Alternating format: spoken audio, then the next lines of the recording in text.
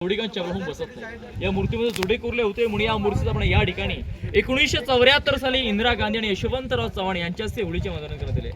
वरचं छत्र 2 जून 2012 ला संभाजी भिडे गुरुजी आणि उदयनराजे भोसले यांच्या हस्ते वरचे छत्राचं अनावरण 2 जून 2012 साली करण्यात आले। कोपऱ्यामध्ये पत्र्याची शेड पाहत आहे त्यावेळी 36 ला गणेशाला आता त्या ठिकाणी आर्किओलॉजिकलचं ऑफिस आहे। समोर ही दोन्ही साईडला पडलेली इमारती पाहायला मिळते। ही पूर्वीची आहे बाजारपेठ। 800 फूट लांबी आहे, 40 फूट रुंदी आहे। डाव्या साईडला 21 दुकानं आहेत, उजव्या साईडला 22 दुकानं, अशी टोटल 43 दुकानं आहेत। दुकानाची रचना पाहिली आगे दुकान, बीच में स्टोर रूम, पीछे मकान, अशा प्रत्येक दुकानाची रचना आहे। हाईट बघा, पूर्ण बाजारपेठेची आपल्याला घोड्याची उंची हाईट पाहायला मिळते, 5 फूट हाईट पाहायला मिळते। कारण तेव्हा लोक रुबाबदार होती। पुरुष घोड्यावरती बसून सामान खरेदी करायचे, महिला पालखीत बसून सामान खरेदी करायच्या। दुकानाची हाईट आता 5 फूट घोड्याची उंची हाईट पाहायला मिळते। आणि पूर्वी पूर्णपणे बाजारपेठ सांभाळण्यासाठी नागप्पा शेट्टी नावाची वापर होते।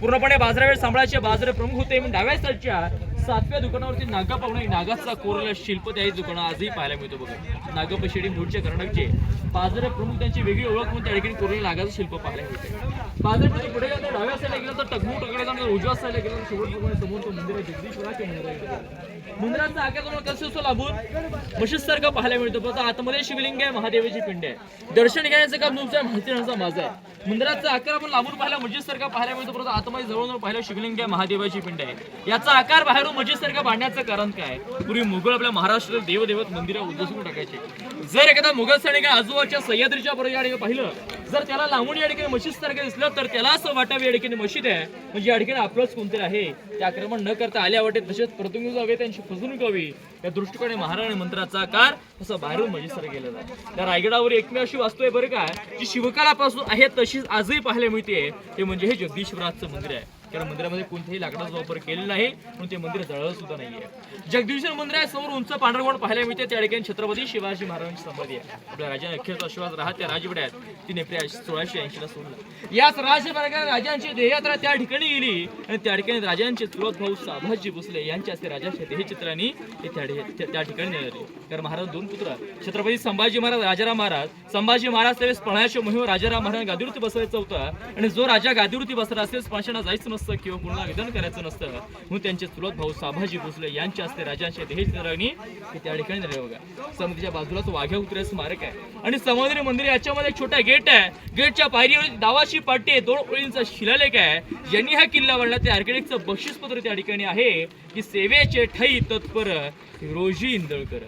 राजा बेशीड महाराज हिरोजी विचार, हिरोजी तुम्ही राजधानीचे रायगड किल्ला बांधला, हिरोजी काय बक्षीस पाहिजे ते मगा, सोनं चांदी पैसा अडका जमीन दौलत जागे पाडील किंमत ना, जे मागात ते बक्षीस तुम्हाला देण्यासाठी तयार आहोत। हिरोजी मागून मागतात काय दादा, एखाद्या माणसाने पैसा अडका मागितला असता, जमीन दौलत मागितली असती, हिरोजी राजाकडे मागून मागतात काय राजा द्यायचंच असेल तर एक नावाची पाटी त्या मंदिराच्या पायरीवरती लिहिण्याची अनुमती द्या राजे। राजाने आश्चर्य वाटलं, काय म्हणून पैसा नाही मागितला, जमीन दौलत नाही मागितली, मागून मागतो एक नावाची पाटी ती ही पायरीवरती। राजा विचारतो हिरोजीना, हिरोजी नावाची पाटी या पायरीवरती कशा लिहिताय? किल्ल्याच्या महादरवतीला, नगरखान्यावरतीला, किल्ल्याच्या मोठ्या भिंतींवरती लिहा, सर्वांना समजू द्या रायगड कोणी बांधलाय। पण हिरोजी म्हणतात नाही राजा, नावाची पाटी याच पायरीवरती लिहायची, याचं कारण काय?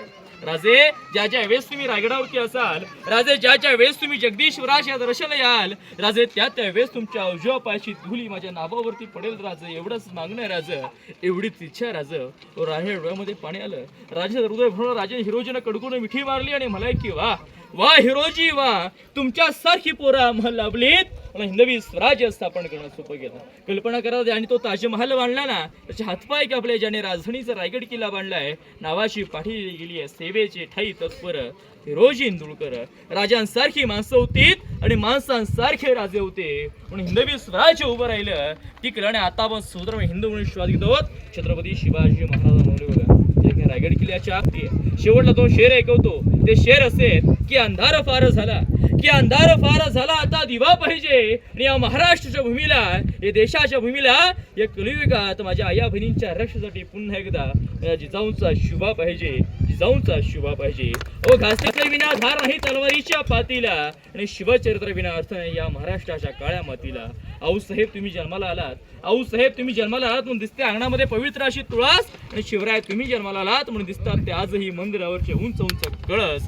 मंदिरावरचे उंच उंच कळस. बोला पुण्यश्लोक छत्रपती शिवाजी महाराज की जय भवानी, हर हर धन्यवाद. जय जाऊ जय शिवराज. निर्णय होतो आता याच राजमार्गाने समाधीकडे जायचं आहे, दर्शन घ्यायचं आहे. पुन्हा पुढचा प्रवास तुम्हाला याच मार्गाने रोपवेला करायचा आहे. धन्यवाद. शिरगावी संबंधित